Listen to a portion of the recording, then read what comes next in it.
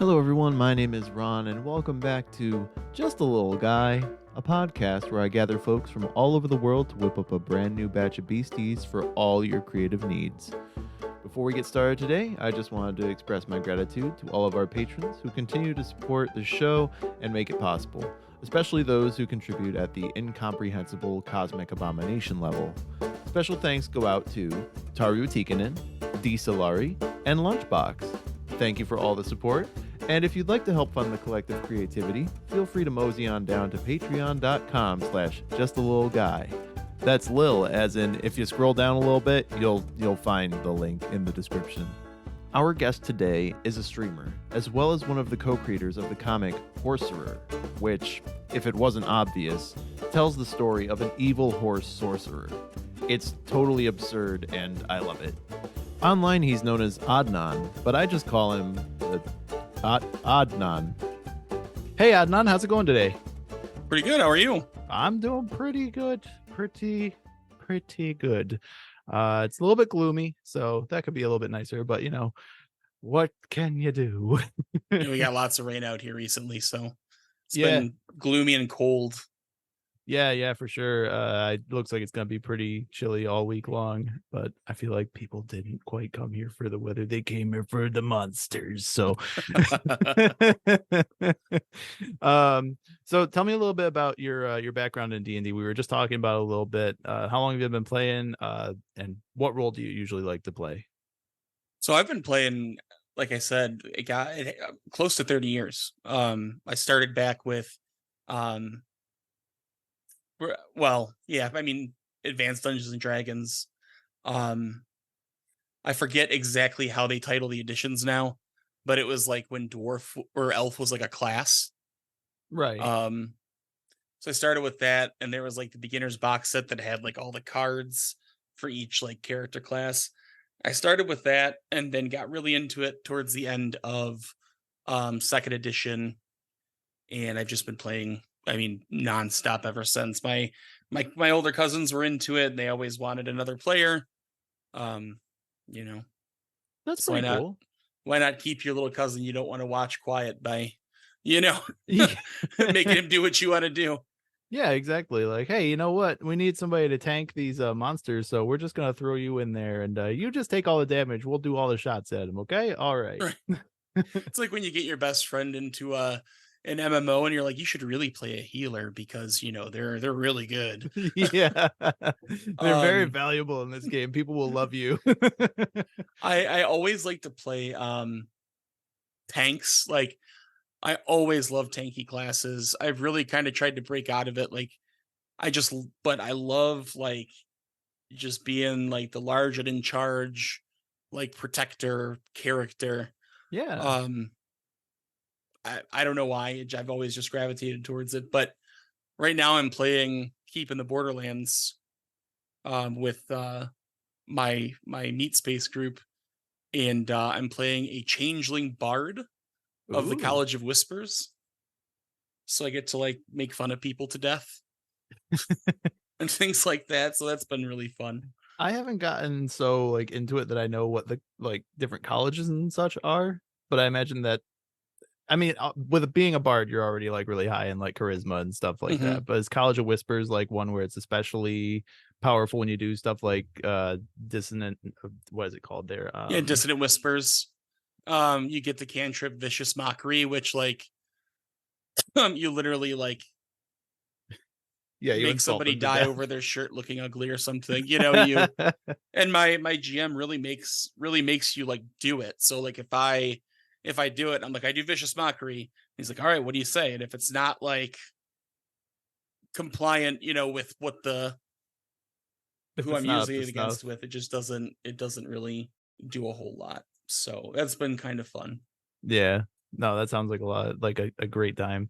I'm in a D&D group with Mildred, Thought Slime, and Oh, nice. yeah, and they're playing a bard also. It's a half orc bard called Wrathgirther, and they always just seem to have like the best insults to like really do damage, but it's even funnier when it doesn't hit. That's So really funny. yeah. It's a really good time. The in trying to break out of that role, I hope I'm not taking up too much time, but in No. trying to break out of like that tank role, I decided to go like way out there with this. And so I even like down to my spells. Um, I really tried to focus more on social spells like calm emotions, Smart. um, you know, mind reading and things like that. And there was a point, are you familiar with Keep on the Borderlands? No, I'm not actually. So Keep on the Borderlands is the setting itself really doesn't matter so much, but there's this section where we had to go through this bullywug cave. And I I was having a really hard time because I'm like, man, I'm not really that good at combat yet. We're low enough level, I don't have enough like powerful spells. And I ended up using like my changeling ability to change into one of the bullywug guard captains, and I was just on fire that night and just like kept rolling high. And my GM was so mad because he had spent like a month putting together this part of the adventure, and we skipped every single encounter except for the last one. So it was supposed to take us like we play, once a week. It was supposed for a few hours, and it was Mhm. supposed to take us like almost a month and a half, and we did it in a night. Just because of some clever, role playing Woody Rejoinder, and those those dice were just really feeling me that day. So Absolutely. That's that kind of hilarious. yeah, that kind of got me like into okay, like I see more of how awesome this can be, without just hitting stuff really hard. Yeah, I mean, it's fun sometimes to go and play, as my other DM in my like Pathfinder group would say, like murder hobos. Hmm. Which a lot of our group seems to be just like, oh, it's a guy, let's go beat him to death. And I'm like, well, what if we do a diplomatic solution? They're like, Nah. we can just take his stuff. But yeah, it's a lot more fun to do stuff like that and try to change it up every once in a while as well.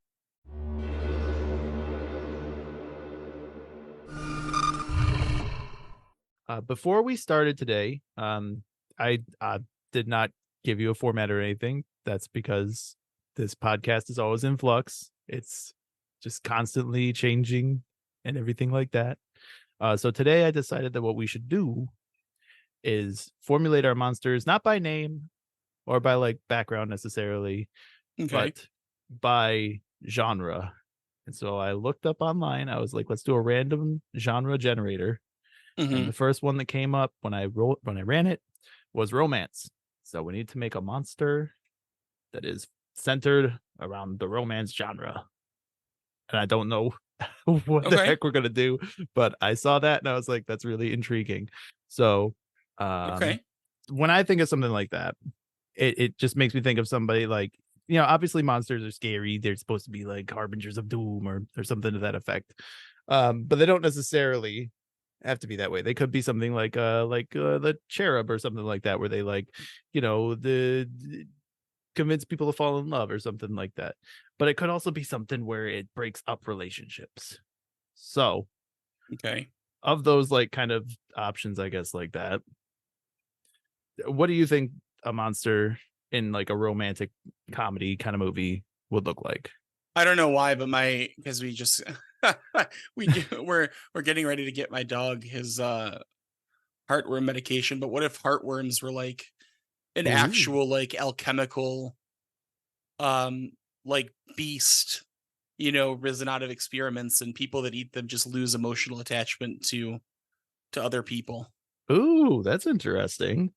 I kind of like that idea. So they when you consume them, they break down like your emotions uh linked to the person that you're in love with, or like maybe have a crush on or something like that. So perhaps these are some things like that could be purchased in like in D&D terms, like in a magic shop or something like that. Kind of like an anti-love potion thing. It's sort of like a reverse love potion. Like I'm thinking like what if there's like this famous alchemist like wizard researcher person who let's say fell in love with one of the other people that they worked with, and there's just some sort of falling out, or maybe they passed away, or maybe they were killed because they were discovering some sort of alchemical secret, and the grief was so much that this wizard alchemist starts to like experiment with and develop ways to like just let it go. And through that, Hmm. reverse engineering a love potion finds out that, maybe the reactions of solids or liquids are different in the body. So you, I guess, like constructed this like little sort of sentient biomass that's laced with like psionic power. And Cool. when you swallow it, it number one does not become digested. It like latches to the inside of your stomach, and it releases like this psionic like toxin. But the downside is, and the reason that people don't use it is if you can't get it out, you can't become attached to anybody. You become completely Ooh. apathetic to um social emotion. That's an interesting concept.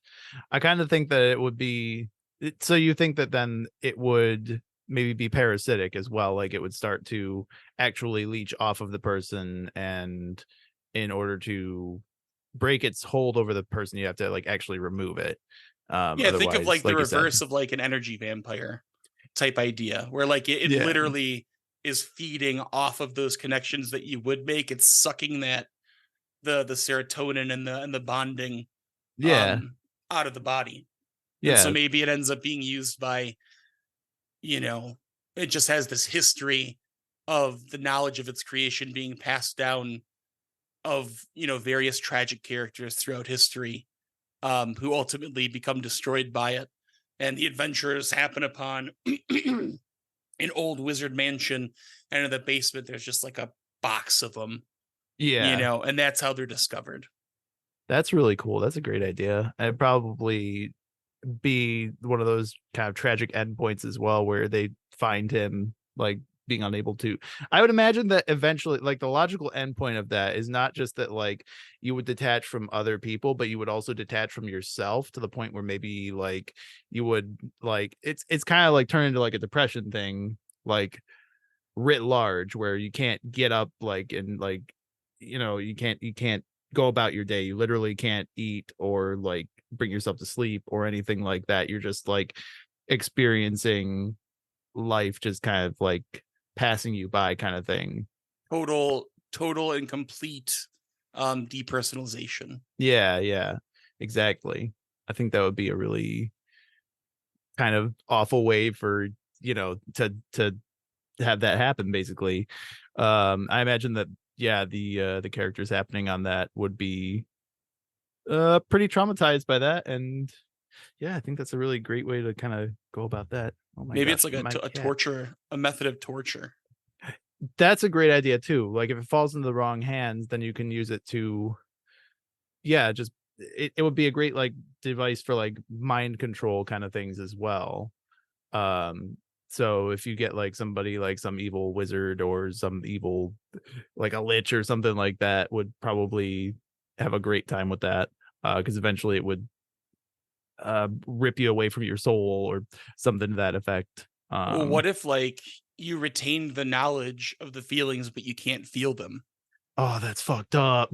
Yeah, so like the whole time, like what has been done to you, you know what you used to have, but you can't, like you are unable to like grasp it again on an emotional Damn. level. So like that's like the torture aspect that maybe was developed after the fact, is like it was modified slightly.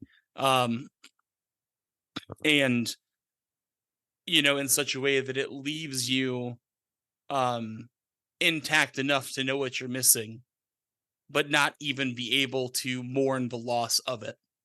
It just sits Wow. there. Yeah, so you remember the good times because when he was experimenting with the worms, when this alchemist was experimenting with them, trying to find a way to break um his feelings basically, he was able to, make it so that he didn't feel it anymore, but the memory of it would yeah, haunt him forever. That's wild. That would be super effective, I think, especially in like a social kind of setting. I think. I don't know. I'm kind of rambling. Excuse me. No, no, not at all. No, it really makes you think of like I don't want to get like too deep in here or anything, but No, I've please. definitely been in at some points in my life, the situations of which are mostly irrelevant, but like there's that really awful feeling where you're like just in such a state that like you just can't even like muster up enough mental energy to even care. It's like that moment where you just feel nothing and Oh you yeah. know that you feel nothing, but you can't even like be upset about it because there's just nothing going on.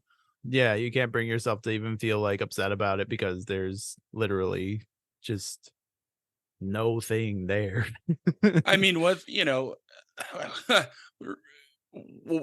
on a personal level, what's scarier than that? And I think that's what maybe carries that Yeah. idea with this creature.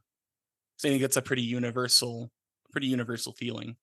No, I'd agree with that. And I was kind of when I was on my walk, I was thinking about that kind of thing, like what kind of things would I classify like as scary myself? And like one of the things is kind of like the cruelty of time, like the and yeah, that kind of thing where it's like, when you stop feeling anything, like that's the least literal fun thing that you could have happen is just being devoid of emotion, being devoid of like in my experience, like when that happens, I can also like become like just devoid of thought. I'll just like kind of dwell on that kind of thing for a long time. Um Yeah. and eventually, you break free from it. But while a lot of folks will break free from it anyway, you figure out like how to press on and keep going. But like it's something was to keep you kind of grounded in that, down in the muck and stuff like that, that would be horrifying. And it makes sense that it was worms too, if you're like in the mug. And I like the play on the heartworms as well. Like that's a really smart way to go about it. You can thank my dog Bowser. Good job, Bowser. Good boy. He's this I don't know if you've ever seen it. I know you were on stream a couple times. I don't know if you've ever seen him, but he's like he's a Great Dane. Oh no, I haven't seen So him. he's like close to 170 pounds and he's about almost 6 feet tall on his hind legs. Mhm. So he's just this massive dog. Yeah. Hence, Bowser. I don't know why it made sense, but it did. No, I mean we used to have a pit bull. We called him Taz. And he was just like really rambunctious. Like he would spin around and chase his own tail a lot when he was a Oh, that's the puppy. best. The Yeah, best. yeah. We just called him Taz, and we had another one that was a big like black lab Sharpei husky mix. So we just Ooh. when we were younger, we just had like all the giant energetic dogs. And we called him Tyson because he used to bite my brother's ears when he was a puppy. Jeez. Yeah. That's funny. So, yeah, dogs are great. I love them. Um let's see. What else should we add? Is there anything else that we should add to these heartworms? I guess we should give them like a name, unless we want to just stick with heartworms like generically. I think it's a fun because if you were to read that like in a glossary or something Yeah. or a table of contents, you'd be like, wait, what? Like dog heart? Yeah, yeah. Oh, and then Oh. it's like it's almost like the shock and awe, like, oh wow, okay. Yeah, exactly. That would be pretty fun. Like eh, because I have things in here like the woo and like the what do you call it there?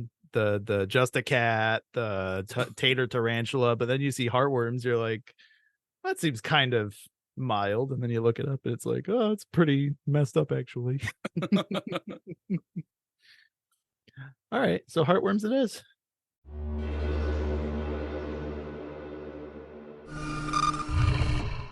Okay, so the next one that I had was based on a random celebrity.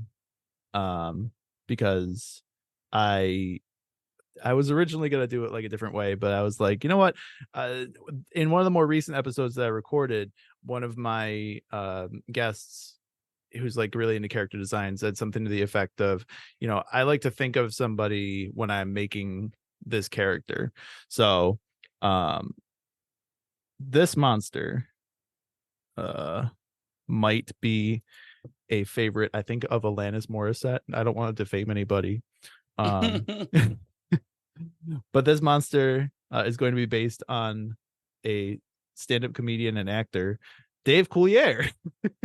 Oh no. Yeah, so let's do a monster based off of Dave Coulier. I hope I'm pronouncing that correctly because I'm I pretty think it's sure. Dave Coulier. What? Yeah. Coulier? Oh my god. I think I could be wrong, but I know he's I'm gonna have to talk with my French editor Canadian, I about this. believe. I think you're right. Okay, so Dave Coulier. Please don't sue me. So what's something that comes to mind when you first think of Dave Coulier? Uncle Joey That's from fair. Full House. Yeah. That's pretty much the only thing that comes to mind when I think of Dave Coulier. That and That's like the only thing he hockey did. jerseys. Oh gosh, hold on. Hockey jerseys. Oh no, he's from Full House. Michigan. Really? Oh yeah, because Yeah. he did have a lot of, I think it was Detroit Red Wings jerseys specifically. When he Yeah, was I don't know why I in thought he was Canadian. I just think everybody's Canadian. I mean, most of the best people are Canadian sometimes. So I guess. I don't know. Oh Um shit! Yeah. Wow. Okay. Oh, sorry. I don't know if I'm allowed to swear. It Oh slipped yeah, out. no, you're fine. You're fine. This is not technically rated as an explicit show, but I mark every episode as explicit. So Maybe do you like are we doing like hero monsters, as in like we can do hero monsters. We've never done a hero monster like before. Tiamat or like something like that? Sure. He's been in Muppet Babies. He was in Muppet Babies? Yeah, Dang. I think he voiced one of the characters. Oh, he voiced Animal and Bunsen on Muppet Babies. Actually, that doesn't surprise me now that I think back about it. Yeah. That makes a lot of sense. I haven't thought about Muppet Babies in a minute though. So we'll write down Muppet Babies. So what else? Oh, and Alanis Morissette. So That's a hell of a combo. yeah, hockey Given jerseys, Full given House, everything. Muppet Babies, and Alanis Morissette. And that song. Yeah, about going down on somebody in a theater. Oh This lordy. episode's going to get extra explicit I can't marking. I still can't believe that song was on the radio. Like Yeah, we sang it as kids. uncensored. Yeah. That's so wild. Okay. Bonkers. So how do we let's try to form a monster around this. So he's a comedian. He likes to be on the stage in the spotlight. I guess if I'm going to do celebrities, it might be like, a common occurrence. So and we said maybe a hero monster as well, right? Maybe, yeah, just like a more legendary monster. But I'm just kind of skimming through Wikipedia here, trying to grasp onto anything that just like pops out. Well, I don't.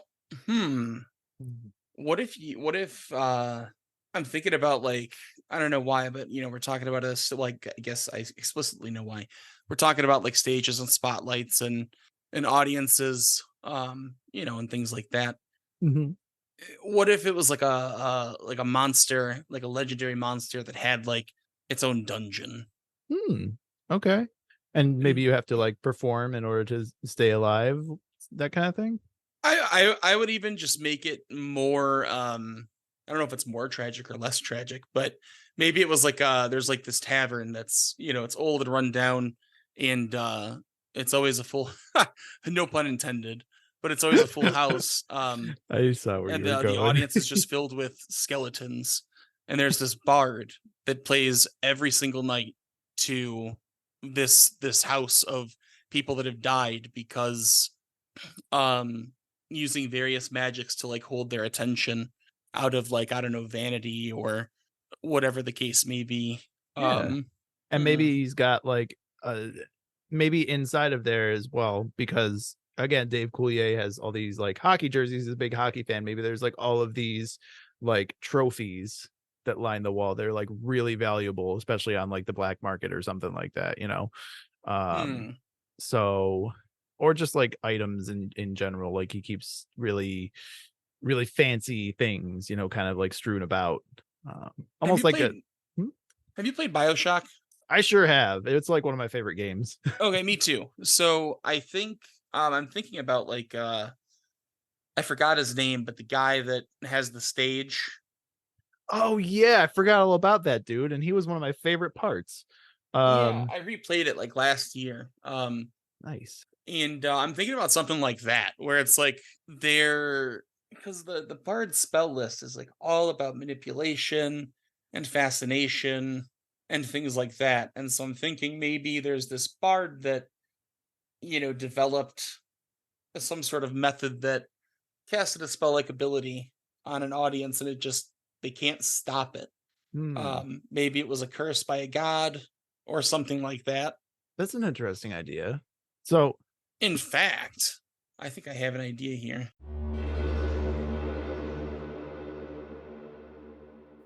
Hey, folks, just wanted to pop in here and say thank you so much for listening to this episode so far. I also wanted to ask that if you are listening on Spotify, please check out the question and answer forum at the bottom there. But I say forum, it's more like a form, FORM. This show is also apparently about spelling. Anyway, if you go to the question and answer forum, you can tell me about what got you started in D&D and what are your favorite aspects of the game, like what inspires you to play tabletop games. It doesn't even just have to be D&D. It can be any tabletop game. It could be Pathfinder, Monster of the Week. It could be whatever. If you play tabletop games, tell me about how you got started and what you enjoy most about them.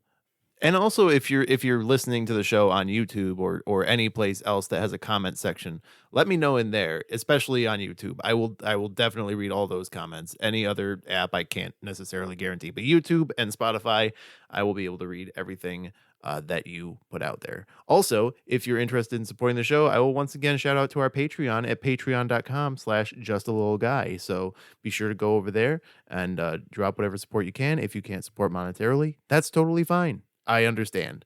You can also tell your friends about us and leave a review on any podcast app that you are listening on. All right. Thanks again. And let's go back to the show. Anyway, so we were talking about Dave Coulier, monster, living in a underground tavern in his dungeon, entertaining a bunch of skeletons. And you had an idea, and then we got cut off by Zoom because Zoom is awful. Yeah, I think the easiest and most interesting path, I think, is this bard was part of an adventuring party, going after the sacred treasure of like a demigod, and the rest of the party died, but the bard hid. Ooh. As bards are wont to do.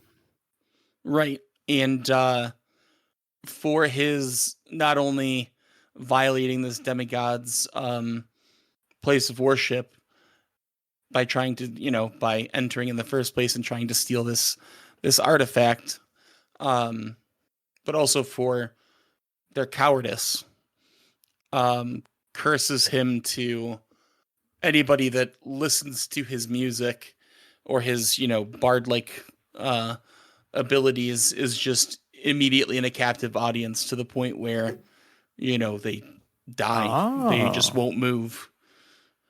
I like that. That's a great idea. It's exactly like when you go to a bad stand-up comedy, thing.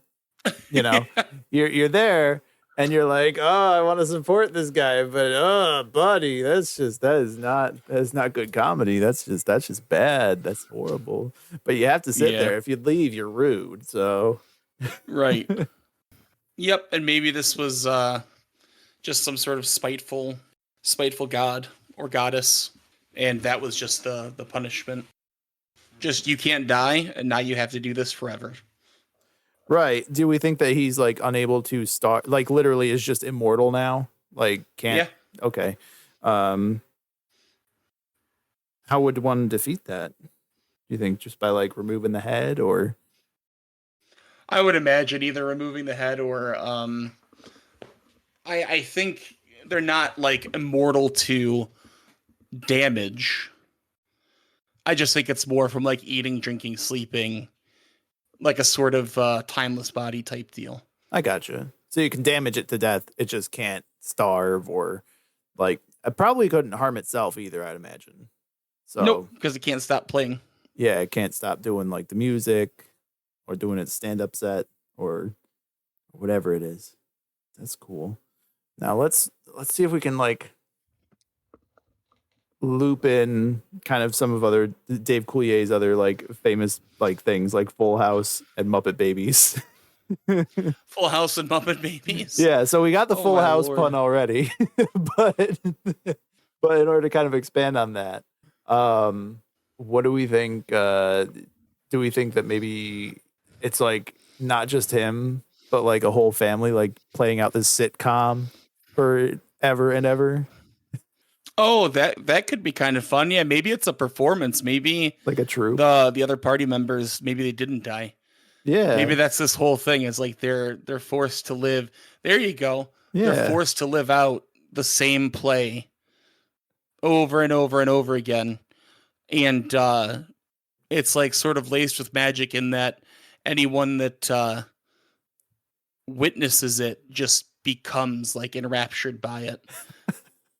This is a great monster. This would have been great back in the 90s because Something like that, yeah. Yeah, because of how the sitcoms and stuff work. It's a never-ending sitcom thing, and you plop down on the couch and you watch it, and then you just can't get up because it like keeps on going and keeps on going, and like even though they start and end in the same place, like you just are completely immobilized. Like you have to watch and until your soul is taken, essentially, like until you pass on, kind of thing. Yeah. Which, and I think gnomes and what is it? Gnomes, halflings, dwarves have like mind altering immunity. Oh, I didn't know that. They're immune to, I forget what, but there are some races or, what is it now? Heritage. Okay. However they say it. Yeah. I think there are some that do have immunity to certain spell-like abilities. I think dwarves can't be put to sleep. Interesting. I was not aware that was a thing. That's really cool. I might have to take that into consideration next time I play Baldur's Gate. Although I don't think it translates over to that. Oh, it does. It does. Oh, really? Yeah, like one of them, I think it's dwarves can't be put to sleep. I think it's gnomes can't be charmed or something like that. I'd have to look at it, but okay. Well, that's pretty cool. I didn't realize that was a thing. Yeah, that would be really useful then if you had somebody in your party who was, who had that ability to not be controlled, like not mind controlled or anything like that, oh yeah. Yeah. Cool. All right. So, tragic party of people just trapped in a play for all of eternity. And yeah, I don't know if there's anything else we really need to add to that. You know what? Maybe what you do is maybe the building is cursed. Ooh, okay, like a haunted house kind of thing. Yeah, so it's like when they say don't go to the temple of elemental evil or whatever. Mm-hmm. It's like that. It's like a named location. Yeah. That is just known about, but people generally avoid. Yeah. Like, don't go to the old Chipped Bark Inn or something like that, because if you can check in, but you'll never be able to check out. Maybe it's called the Fool's House, is how it's colloquially referred to. So maybe we didn't make so much a monster as a location, but I mean that still I think works really well. That's true, but also I mean we kind of did make a monster. I mean, if we made it so that maybe we could make the monster like the bitter god or goddess kind of thing, but like at the same, because there's a couple ways we could go about this. We could make it so that the monster is like the angered god. We could also just make it. We could be just good with just having the location being haunted, or we could also make it so that these people are so desperate for an audience that they will actively, if they don't have anybody, they will actively go out and like recruit people to like follow them. And because they're so charming, like they will obey. And it's not something that they're in control of, obviously, because a lot of them would just cease to perform if they could. But maybe it's the house itself or the inn itself hungers for the souls of the living. That's got Ravenholm written all over it. Yeah, I'm not familiar with that, but that makes sense. The Curse of Strahd. Oh, it's like the horror setting. People keep telling me about the Curse of Strahd, and nobody has run that with me yet. So, but I hear it's a lot of fun. But yeah, I kind of like that concept there. Should we expand it to something else, or do you think that it's good? I think it's just kind of good. Maybe I think it's just good. Just have it be kind of ambiguous as to what is actually leading the decision making by the performers, if you will. Yeah, I think so. Okay. Do we think what do we think we should call them? Because I guess we could just call it the Fool's House, and just like that whole concept is the monster. Yeah. Okay. Fool's House it is. The curse. That was a tough one. Yeah, I know, because I was like, well, we could call them the aristocrats. There we go. That's a good throwback to Bob Saget. But yeah, Fool's House sounds good to me.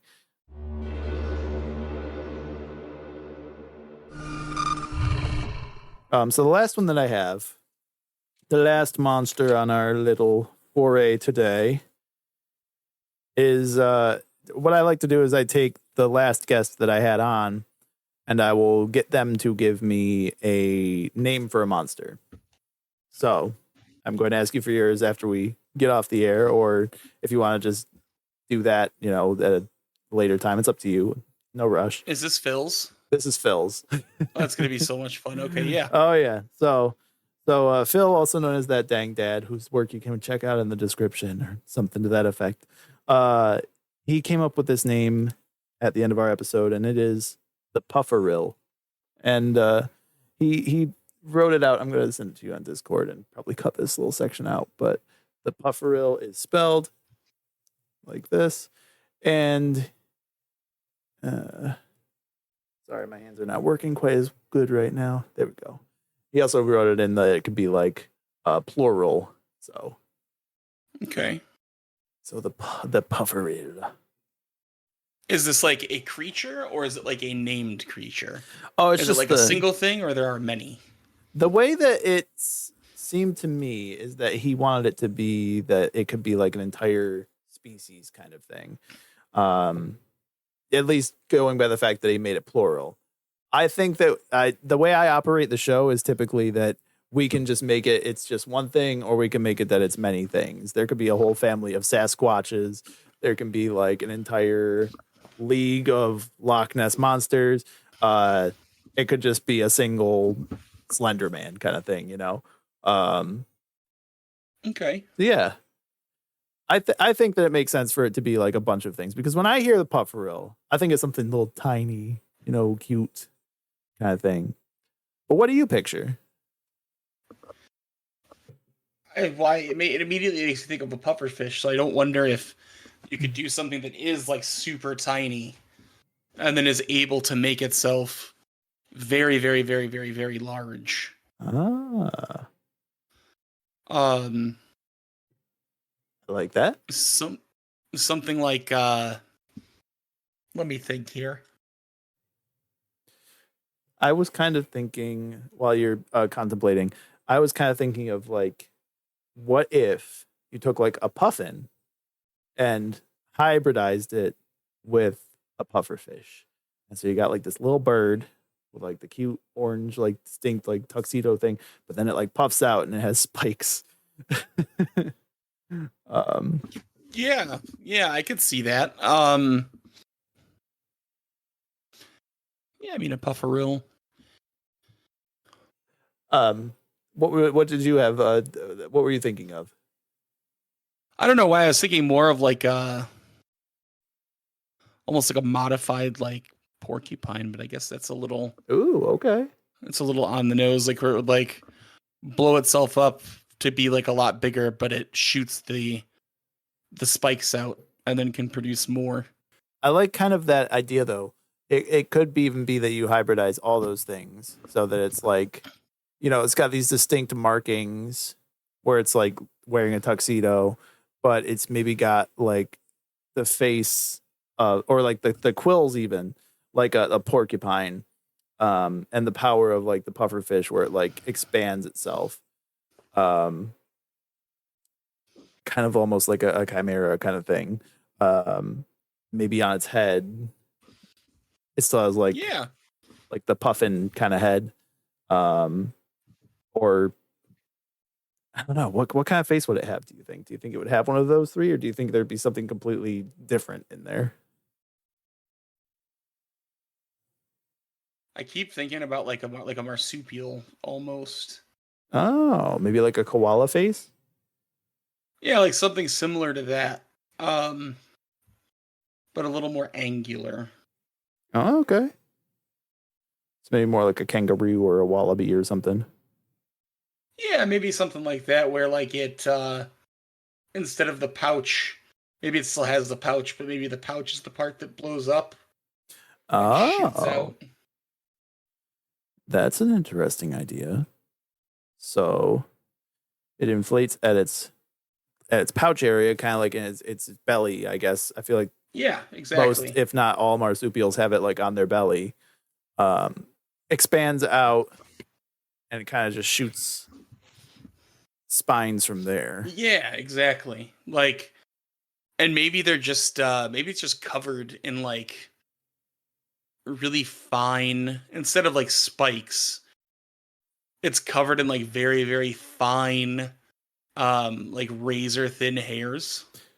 Yep. So like I think it's called articular hairs.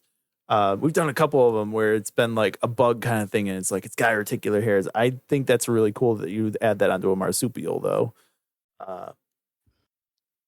because I think that stuff would be like terrifying to go against, especially if it's something like its belly where it's like very coarsely, kind of like densely packed in, and it fires it all at once. It's like you're firing like a shotgun or something, just like hair.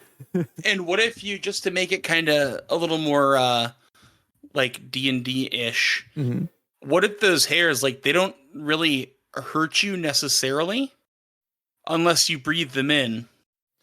They could cause a point or two of damage, and you have to roll a Constitution saving throw to see if you can clear your throat. Otherwise you take damage every turn, and then and if it gets and it's just like kind of blinding because it's like all these little hairs. Oh, so yeah. It's sort of like, you're toe to toe with one, you've got it surrounded, it panics, and it just like bloop, like blows its stack or whatever. And everybody's like coughing, and it has a chance to kind of get away. It's a little more animal like in that it's like a defense mechanism rather than like a direct attack type thing. Yeah, because when I hear the Pufferyl, I don't think of something going on the offensive. I think of something that needs to have an ability to kind of get out in quick succession, kind of thing. Yeah. I think it's like on all fours. Yeah. Think of like a meerkat. Like it's on all fours, but then it can like sit forward. So when it goes to do it, it like pulls back. Yeah. And then like releases it. Or it'll like do a thing kind of like with possums where it'll play dead. Like it'll roll over on its back. And then exactly. And it's like it's just like a regular animal that's in like some places. I don't think it's like a creature in the way that like ooze is a creature. It's just like that's just a thing, and like people hunt them and eat them, and maybe the fur, if you can, salvage it from hunting one, might be worth something, or used like in some sort of alchemical ingredient or spell ingredient. But other than that, I think it's probably just like a regular little guy that is a vegetarian. Yeah, I was gonna say, I feel like something like this would be like a vegetarian kind of thing. I've never really considered like discussing the diets of these monsters before, I don't think. So that makes a lot of sense, though, that it would be generally harmless unless it's threatened. It's just kind of like living its life, grazing on whatever plant life it can find. And then, like, let's say it gets attacked by something, like, again, it's being hunted by people. It just rolls over on its back and just shoots like these spines everywhere. I imagine that they're also lightweight enough they get caught on the wind. So it's not even just it has to be a direct hit. It can just be like floating around for like minutes at a time, like probably like 10 or 15 minutes, like really messing with shit, you know? Yeah. No, I like that. And then maybe it's like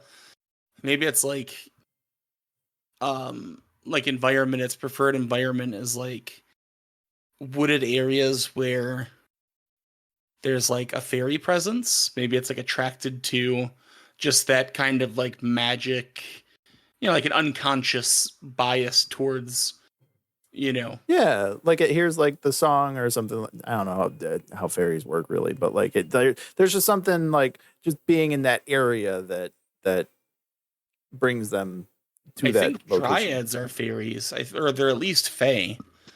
Okay, dryads. So maybe it's just because maybe it's actually a lot simpler than that. Maybe it's just because yes, they are fae, and they look after, protect, and help to grow forests. So maybe it's actually not even like magical. It's just like, oh, this is where all the food is. They just tend to generally congregate towards those types of areas. Maybe magic has nothing to do with it. That makes a lot of sense. Yeah, not being necessary. Yeah. This is just like you said, like a little animal that just like is just doing its thing, and it's just follows it. They generally follow dryads or anything that's like nature. What's the word I'm looking for here? Come on, Ron. Like encourages nature or something to that effect. Like, encourages growth. Healthy ecology. Yes. Something that promotes healthy ecology and just eats all the plant food and stuff, the plant life or whatever that it grows. And yeah, like in nature. I like that idea. Okay. And I think I'm also gonna say maybe it should have like little wings as well. Like they don't work, but like little vestigial vestigial wings. Maybe they just work for floating. Yeah, because I feel like this would be maybe swimmer. They're like sugar gliders where they have like the under their arms. Oh, like the like the webbing kind of thing. Yeah, like the skin flaps they can like glide down. Yeah. Because if they have wings like that, they'd be vestigial, which I don't know why. Not that it's a bad idea, I just have it more like I'm some expert. But just have it a little more like practical, I guess. Yeah, I mean, I think it makes sense. Just like I don't know, it's just like a random thing, just I mean, why is or maybe anything in nature? Maybe they did have wings at one point. Yeah, maybe it was like and then they just sort of adapted. Yeah, like for whatever reason, like biologically, it just became more attractive for them to be like closer to the ground. Like maybe they like enjoyed their big like blue feet or something like that, and so they were just like, oh wow, that giant blue foot is enormous, so I want to I don't know how biology works, but let's say they have giant like blue like bird feet or something like that keeps them like on the ground. I don't know. I'm just going crazy here. No, there we go. There we go. Perfect representation of that creature. What is your usual stream schedule like? So do you have a schedule?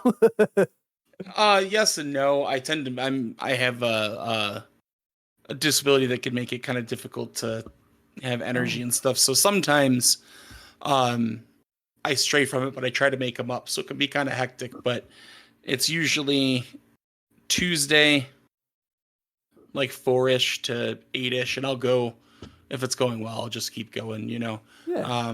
Then Thursday, Friday, and Saturday, same times. Yeah, I try to stream as much as I can. I really enjoy it.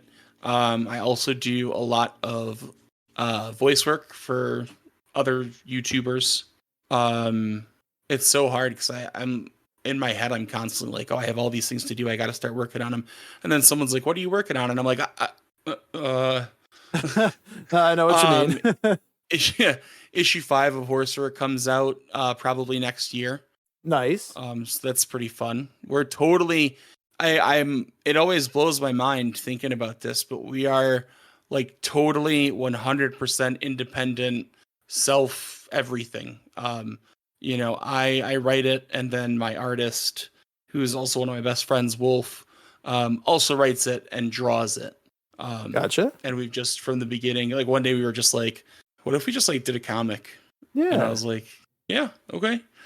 Why not? You gotta get started somewhere, and that's kind of how this project started as well. Was like I went up to Jaycorn, who runs my D&D game, and I was like, hey, what if I did a podcast where I did like just random monsters and stuff? And he's like, that's a great idea. And so here we are. I've never heard anything like it. I've heard plenty of tabletop podcasts, but this is one of the only ones I've ever heard. Well, the only one I've ever heard with like that kind of concept. Yeah. So yeah, I mean, I was kind of surprised when I talked about it to somebody else, and they said, well, what about Kill All Monsters? And I was like, oh, great. Did I do this thing again where I like thought I came up with something original and then I didn't? And Kill All Monsters is a little bit different. I'd like to have them on sometime, but they basically look at the monsters in D&D already and kind of break down, is this actually an evil creature or is it misunderstood kind of thing. I like that. Yeah, so it's a pretty cool concept, but I appreciate you saying that. It's really heartening to hear, that folks like the concept or, at least think it's unique. So well, I was excited, like to put it to you bluntly, like when you were telling me about it on the stream, I was so intrigued by the idea that not only was I able to hold that thought in my head, but I was able to keep it in my head until after stream and felt strongly enough about it to have written it down and like put a reminder that I forgot to turn the alarm on for. But we got like 5 or 6 steps farther than I normally would have if I was not really enthused by it. Hell yeah, buddy. I hear you there. It's so hard to get stuff put together too. So yeah, I always try to be as flexible as possible. I appreciate that. I appreciate you coming on. I mean, especially on such short notice. Like, we said we both to peek behind the curtain a little bit, we both kind of forgot we were doing this today. Yeah, I had it. I even wrote it down. Mm-hmm. I put today's date. Yeah. But then when you said that, that's why I got to write stuff down, or I put it like in my phone, and I even wrote down that today was the day. It's like on the thing. But when you messaged me, I was like, wait, what? And I had to like go back and look at like the DMs, and I was like, oh, okay. Yeah, okay. No, that makes sense. The weekend does go by fast. I was like, what do you mean it's Sunday already? Yeah, and probably when we were talking, it's things. Yeah, I think it was like been going wild around these parts. Nothing bad, but just moving fast. So. Oh yeah. And then I realized I was like, oh yeah, like this was a while ago, so it would stand to reason that it would be today. Because I'm thinking like, oh, we talked 2 days ago. That's what I thought too. Next, but either way. Yeah, because the way I thought about it, I was like, okay. So I think originally I set it up. I was like, okay, we're gonna do that. Does next Saturday work for you, or something to that effect? And then we kind of had like a whole discussion about it. And I was like, okay, Sunday 1:30 sounds good. And this was on Friday night or something right after I got out of work. I meant to say next Sunday so that we could like have a little bit of time to plan. But I think this turned out really well. And I might just keep going into these shows without any kind of like set idea for like what to do, because I thought this was a lot of fun. You got it down pretty good. Like I was able to, we didn't really have much of a discussion beforehand. So like, the fact that scatterbrained me was able to just like sit down and like just totally get what you're doing. Yeah, I think that that's good. So I've had a lot of fun about it. Oh, I usually do like some interview questions as well. Do you want to do some things really quick?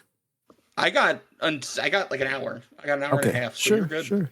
Okay, so I'm just gonna ask really quick. I'm gonna try to splice this back in at the beginning, or maybe I'll just save this as like a Patreon exclusive kind of thing. I don't know. I don't know what to do with Patreon.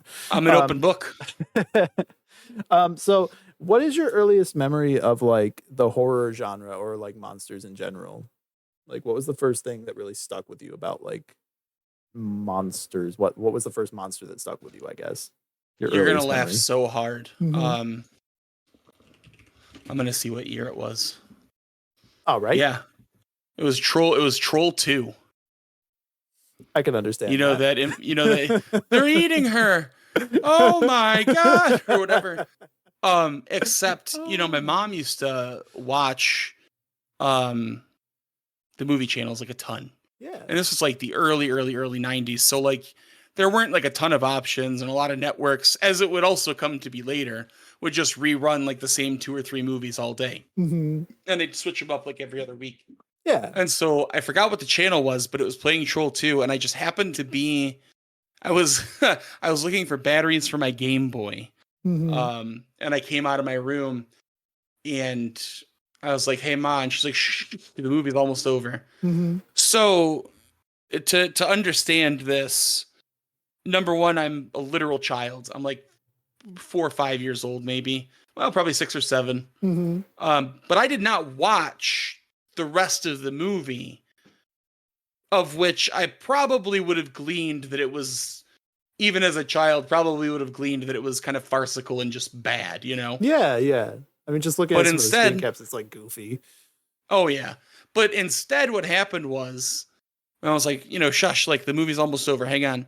And so it's the very, very end where the kid is walking past the staircase and the baseball rolls down the stairs and it's bloody. Mm-hmm. And then the kid like picks it up to read it and it says, "Your mom is," and then he like looks over and you see like her like opened up on the table and they're all just like eating her.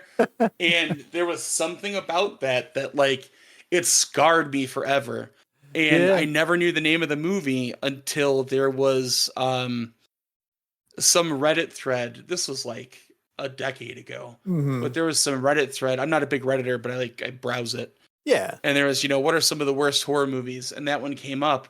And I was like, this movie sounds ridiculous. And so I went and looked at like a supercut of like the worst moments. And I was like instantly filled with like this existential terror and dread. But then like putting it into context with how ridiculous the movie is, it like totally wiped the fear out from me. Oh yeah. I know what it is now. I know it's silly. Yeah. Whatever. But I had nightmares. Oh my God. I had so many nightmares. Oh, I bet. I can imagine, like, especially again, being like a little kid, that would really kind of mess with you a little bit. For me, the first thing that I remember from like horror from when I was really little was Ernest Scared Stupid. Oh, which like not horror at all. No. But boy howdy, did I remember that monster being absolutely terrifying to small Ron. So, oh my gosh, I can't. What does he look like? I'm pulling it up right now. I'll send it to you. I got it right here. This guy.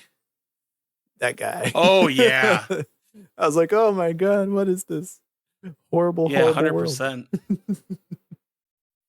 God, I hate that. Yeah.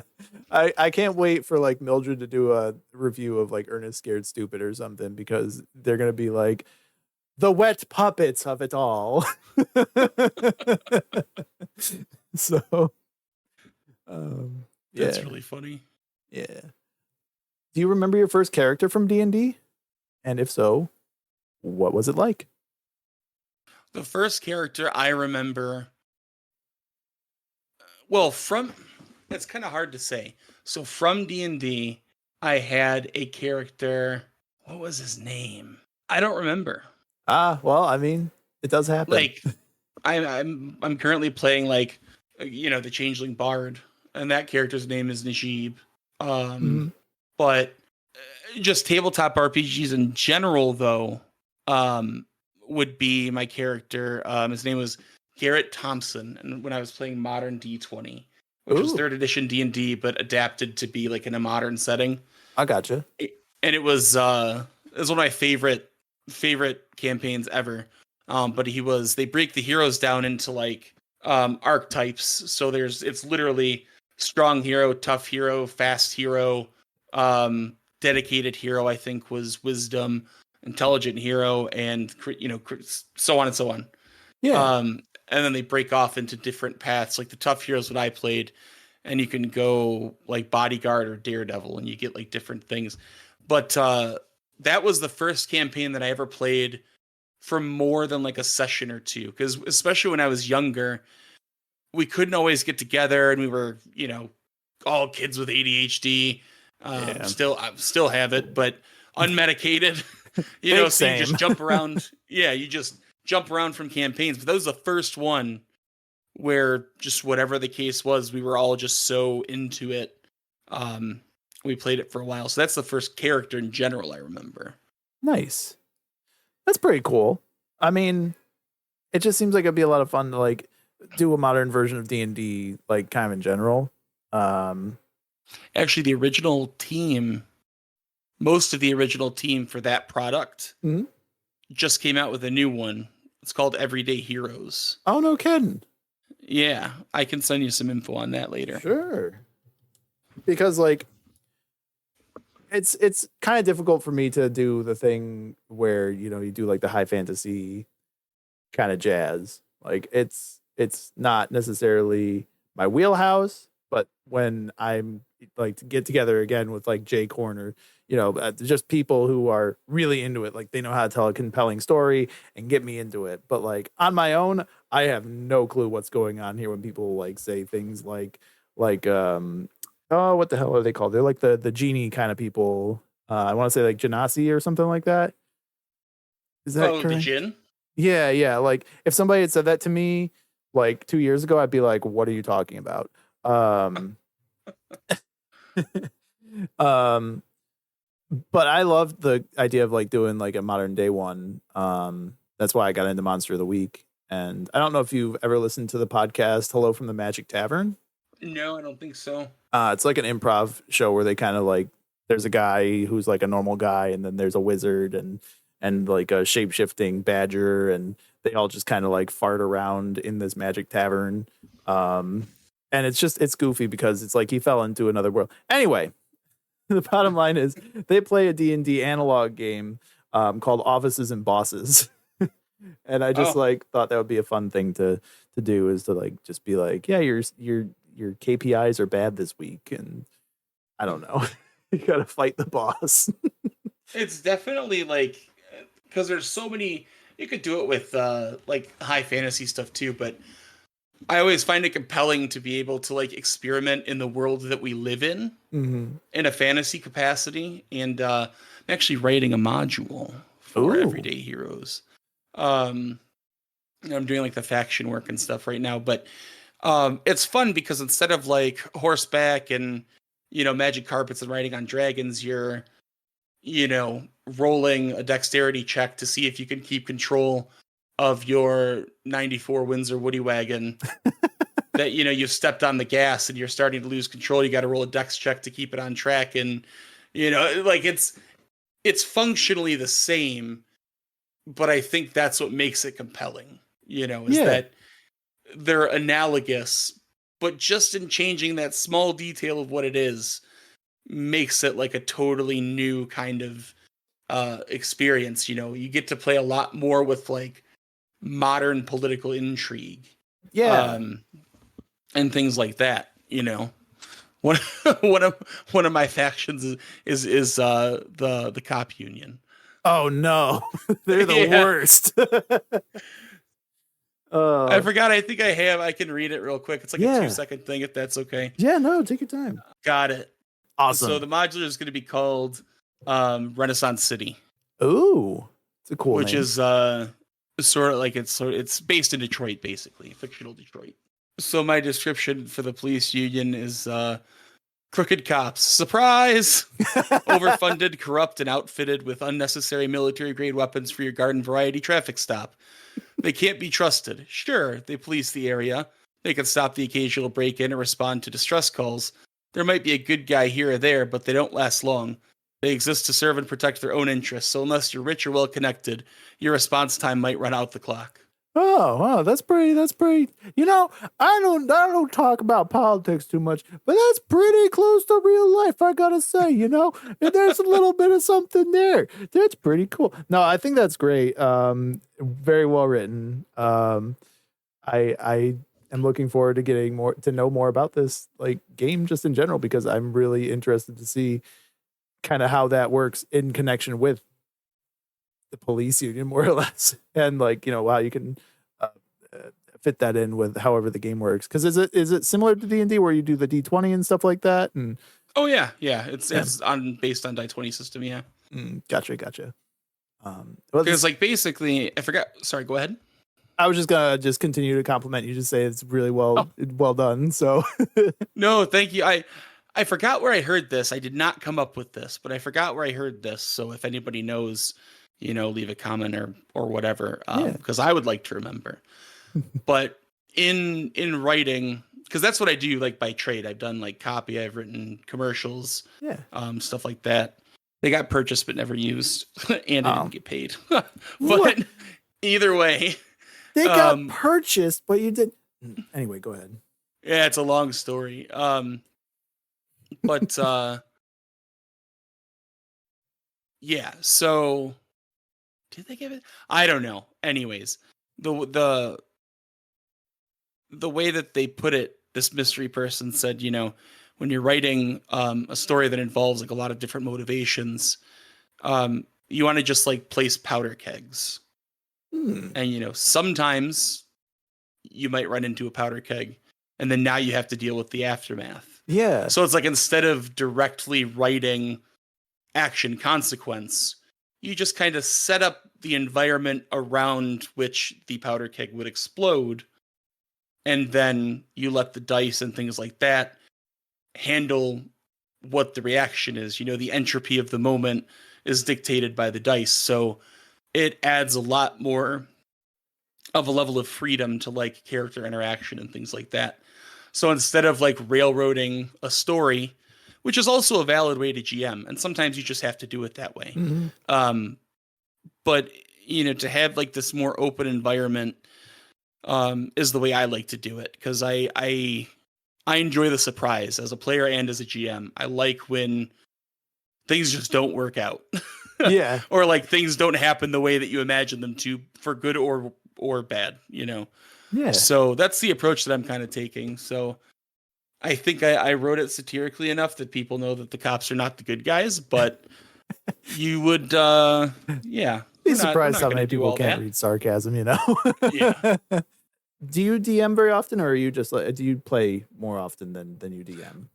I'm mostly a player. I've GM'd maybe a handful of times in my life. I've helped write a couple things here and there, like just on a friendly basis, not anything professionally. And I've certainly talked about it enough, but as far as like sitting down at a table and doing it reliably, I have not. It's something I'd be interested in doing, but I don't know what my commitment level is, and until I figure that out, it's kind of difficult because I can get right now, like right this second, I can get 5 to 8 players like down with an open schedule to figure it out. But the problem is me. Like I have a hard enough time making it to my one game.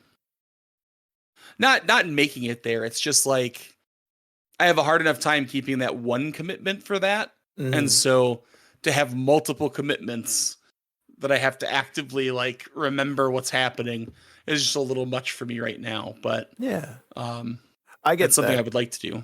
Yeah, I get that completely.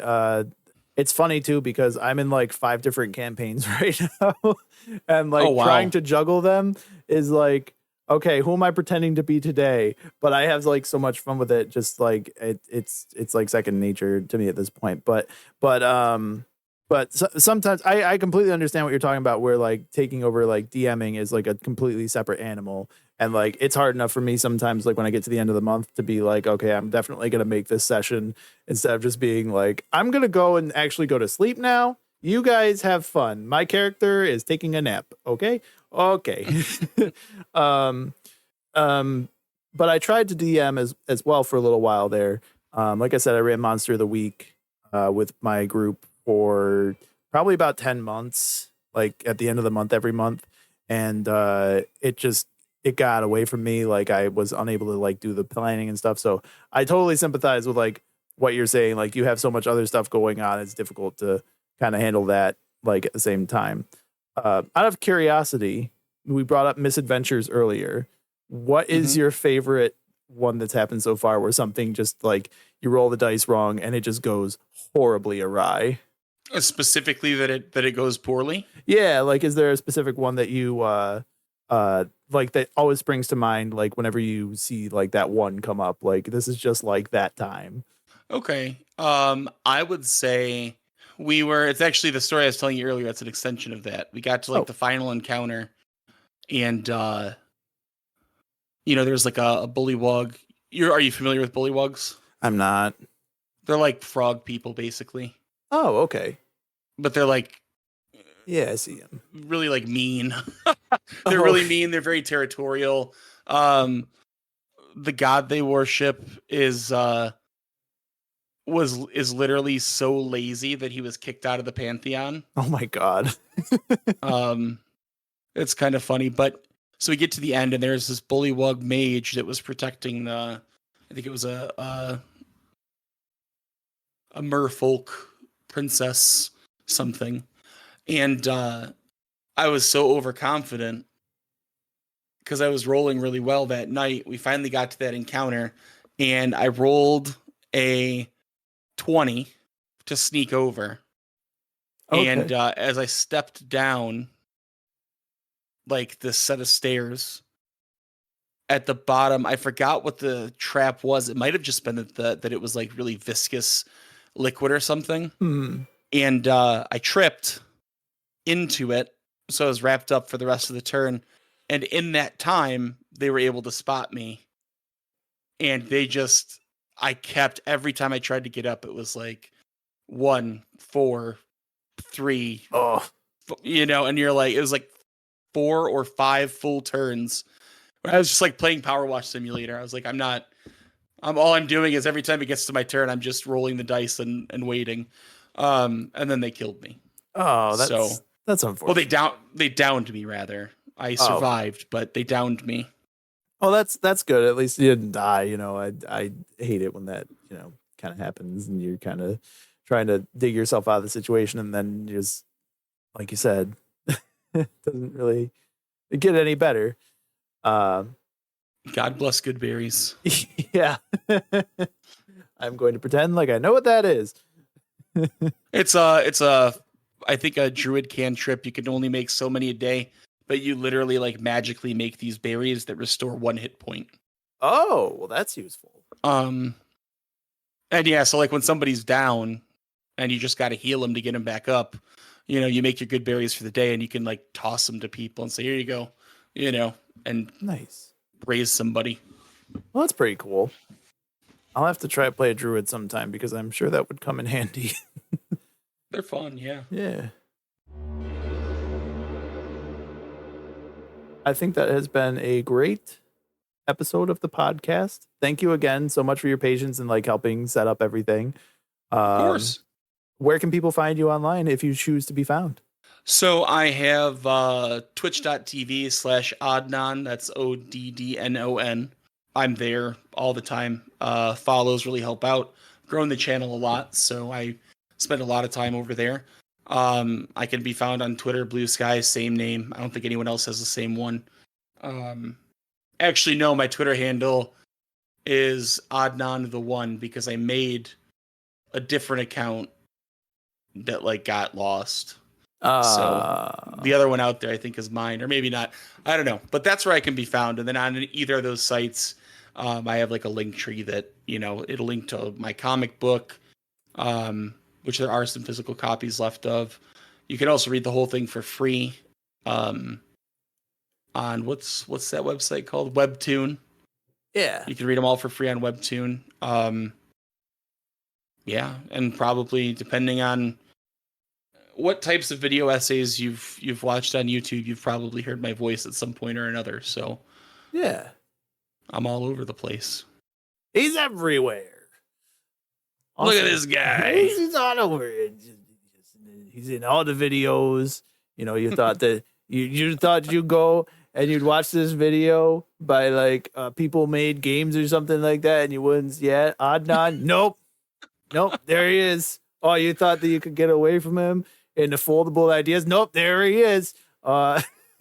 People Make Games is really good. Yeah, it is. I watch so many video essays. Oh yeah, I'm all the premiere. Yeah, I see you there all the time. All the premieres, all the stuff. I like it. What was I going to say? Oh, yeah. And there is a project that will be coming out. I can't talk about it too much, but it'll be on YouTube. So if you follow me on my socials, you will definitely be able to see it. Absolutely. And as we all know, everybody who listens to this episode is going to go and follow Oddnon at all of his socials. So please do that. Hell yeah. Do not make me look like... Hey, listen. Do not make me look like an asshole on this, okay? Go follow Oddnon. He was nice enough to do this podcast on short notice. Okay, thank you. Now that I've guilted you. Thanks again for being here, Oddnon. I hope to have you again soon, or like hang out sometime, in the near future. It was honestly really, really fun. Like I said, it's not something I had ever thought to do, and so that was a really good time. Really, any old time you want to have me back, like, just let me know. I'd be happy to do it. So absolutely, it'd be a pleasure. It was a pleasure this time. I imagine it's going to be a pleasure the next time. So yeah, absolutely. Awesome. All right, everybody. Well, thank you so much for listening. I will see you all in the next episode. Thanks again, Oddnon. Bye-bye. Thanks again for listening to Just a Little Guy. A special thanks goes out to our patrons who continue to make this show possible, especially those who subscribe at our incomprehensible cosmic abomination tier. Those patrons include Taru Tikkanen, D. Solari, and Lunchbox. As ever, if you'd like to support our show, check out our Patreon at patreon.com/justalilguy. That's Lil, as in Lamb's Immeasurable Labyrinth. Want to check out Oddnon's work, but don't want to do all that pesky typing? No worries. I've compiled all the links we discussed in this episode and included them in the description. Thanks again for listening, and as always, shield your love from the heartworms, steer clear of the fool's house, and beware the Pufferyl.